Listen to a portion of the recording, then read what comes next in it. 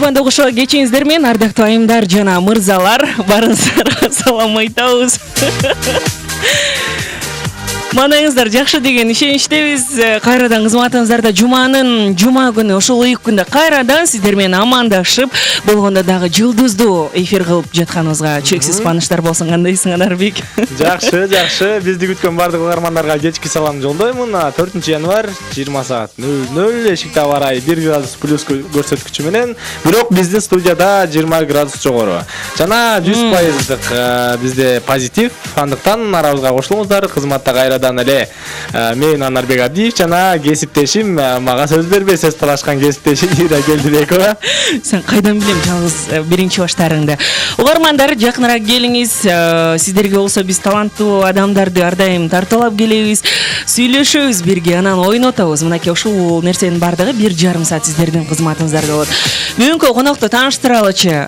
Багы телефондон сүйлөшсөк, үнү ушунчалык коңур экен, диджейлердин үнүнө окшош. Эми экөөбүздүкүн албаганда мисалга. Анан мага абдан кызык болду. Мен биринчи жолу эфирде алып барып атам ал инсан менен. Жаңыдан кадамдарды таштап кыргыз эстрадасына сонун ырларды жалпы угармандарга сунуштап жаткан бүгүн коногубуз Марлен. Ассаламу алейкум. Алейкум. Кандай келиңиздер? Жакшы. Абдан жакшы келдим. Маанайлар жакшы. Абдан сон. Жаңы жылыңыз менен Чоң рахмат, бирге болсун. кандай тосуп алдыңыз? Жакшы тостум абдан. Быйылкы жылы абдан өзгөчө тостум. Жумуш убагында болдум. Саат 12-де. Буга чейин жыл сайын үй бүлө менен болчумун. Бул жыл ушундай өзгөчөлүк болду. Бирок абдан кызыктуу болду. Жумуш убагында бул биринчи жолу болду да таза? Ооба, биринчи жолу саат 12 болорго жакын 11:59 мен сахнага чыгып тост айтып аттым да. Каалоо тилек, жалпы конокторго каалоо тилек айтып, алардын баарын колдорундагы ошо бокалдарын көтөргүзүп, баары мен менен чогуу көтөрүп, мен сүйлөп бүткөндө эшикте салюттар атылып баштады. Анткени мен жанында саатта карап тургам да, тайына ошону ошол убакытты күтүп.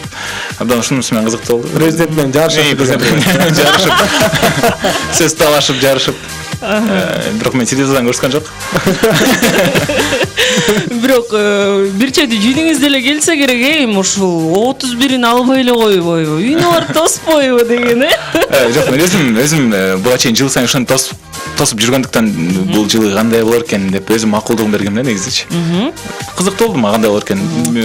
Абдан кызыктуу тостум. Коллектив менен өзүмдүн жакын адамдар менен. Президенттин ордуна сүйлөгөндөй да болмой турбайсызбы? Ким эле президенттен сөз алып сүйлөп атыптыр. Балким келечекте президент, жок дегенде балким маданияттын министрлигин аласыз колго, Балким. Айтып калдык, башынан эле сөз сала кетели, кесибиңиз боюнча. Ооба. Мен кесим 2 жогорку окуу жайды бүткөм. Бирөөсү эл аралык университетте юриспруденция факультетинде.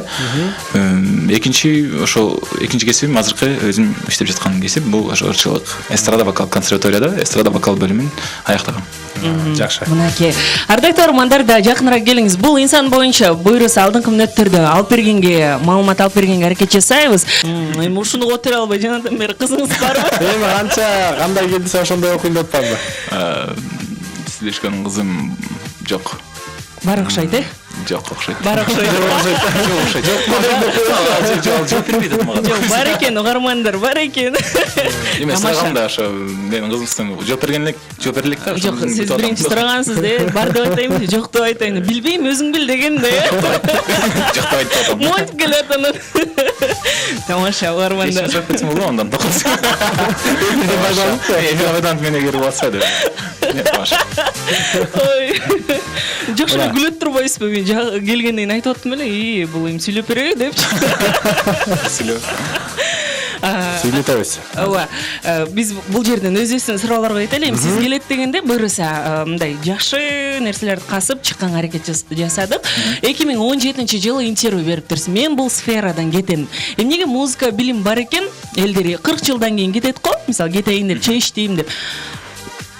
Эмнеге андай ойду айтканбыз? Мен ойлогонум бул балким чогуу бизнес ачып өзүм пландар бар, идеялар бар. Ошолор менен алек болуп, балким ошол менен кетемби деген интервью бергем. Мен кетем деп чекит койгон эмесмин. Балким ошондой болуп эметсем, жаңы дагы бир кызыгууларым пайда болсо, балким ошол жак менен дагы кетишим мүмкүн.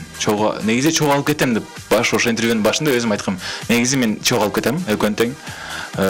Балким ошондой болушу мүмкүн деп айткам да. Музыка чөйрөсүн тандап, ушул жактан профессионал болоюн, ал жактан профессионал болбосом дагы бирок кызыгып кала берет да. Жигитке жетимиш өнөр аздык кылат дегендейчи. Ал жакка кызыгуум кала берет, бирок мен өзүмдүн ошо тандаган бул жумушум ошол да. Ана мындай адамдардын Анарбек бөлмөсүнө кирсең эми ызычу.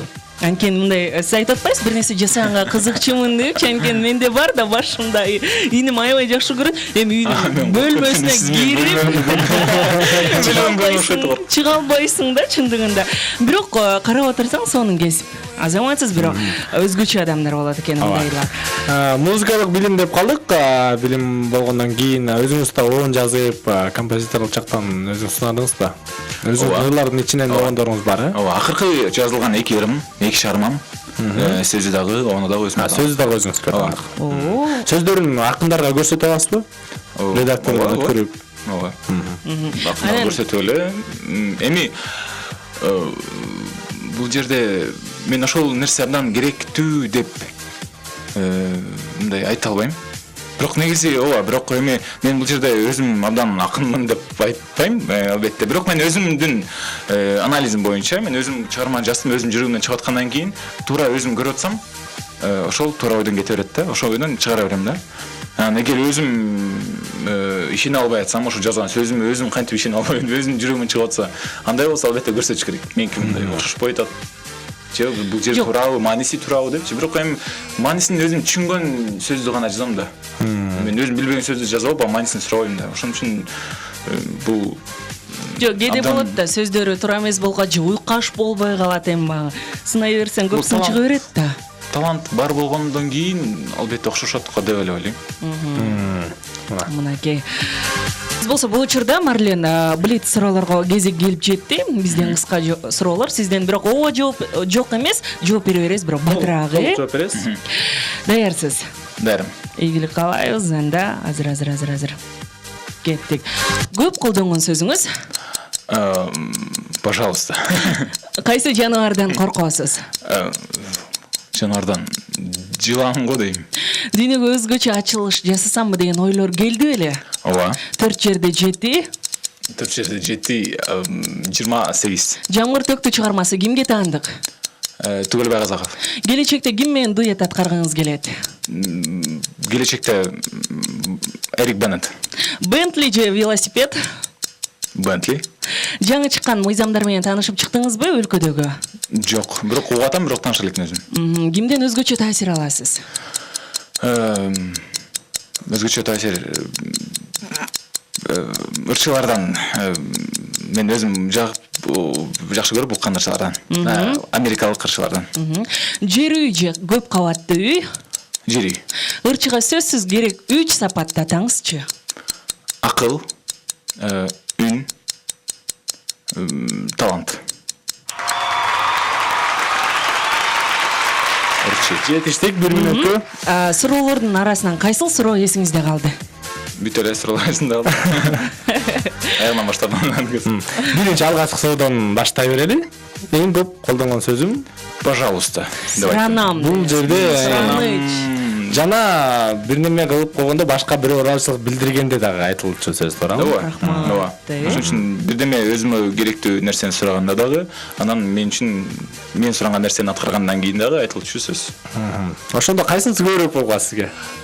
Мен экөөндө тең эки жакты. Бул бир моментти көрсөтүп аткан нерсе да. Көп суранасызбы элдерден? Жок, көп суранбайм.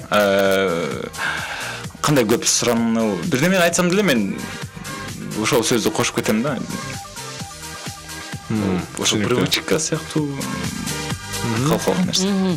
Анан дүйнөгө өзгөчө ачылыш жасасамбы деген ойлор келиптир. Эмне багытында, кандай багытында? Музыка эле багытында.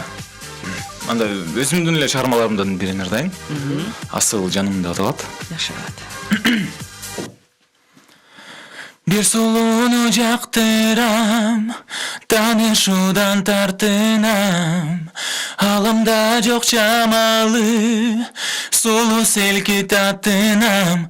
Жүрөсүң байкабай, мен сүйүмдү айта албай. Барамын махабатка багынып. Сезімді жүрек сені соғып, сені бұрып қинады. Жүрім сені сүйіп, танышуға қамынып. Жүрек сені соғып, сені бұрып қинады. Жүрім сені сүйіп, танышудан тартынып. Татына қыз жамалыңдан айланам. Қарағаттай көздеріңе байланам. Таныбайсың азыр селки сен мени. Қайран жүрек танышуну еңседи. Баракелде. Акыркы жолу кинодон таасир алганым. Мейли акыркы эмес, ушул жашооңуздагы. Эме деген. Фокус деген Уилл Смиттин аткарган киносунан абдан канча кино көрдүм, бирок ошол кино барды эмесинде калган да. Эмнеси менен таасир жагат? Ал кинодо баягы алдоо жөнүндө негизи кино. Бирок бул жердеги ошо мага таасир калтырганы бул ошо элге болгон, башка адамга болгон эмеси. Өзүнүн айткан сөзүн көрсөтүп бергени, ишендиргени. Ошонусу менен мен абдан ошого таң калып, абдан ошол таасирдүү кино болгон да мен үчүн. Мынакей. Анда биз болсо кандай кылалы, бул жерден ойнотолубу? Албетте, оюнубуз бар. Оюндун шартын түшүндүрө кете берейин. Обонду эле аткарып жүргөн ырларды биз сизге обонсуз, обону жок окуп беребиз. Кайсылар экен, ким ырдайт табасыз. Минус койгула. Жок, минус койбойт. Мен окуп берем, сиз табасыз. Көркөм окуп берет, сиз табасыз. Даярсыз. Адашат, баштай берейин, Адашат билбей сапарларда, түшүп катарларга, өкүнүп келбей жаратканга, учуп баратканда. Абдан тааныш сөздөр. Окуп берейин дагы. Ооба. Адашат билбей сапарларда, түшүп катарларга, өкүнүп келбей жаратканга, учуп баратканда. Варианттар барбы?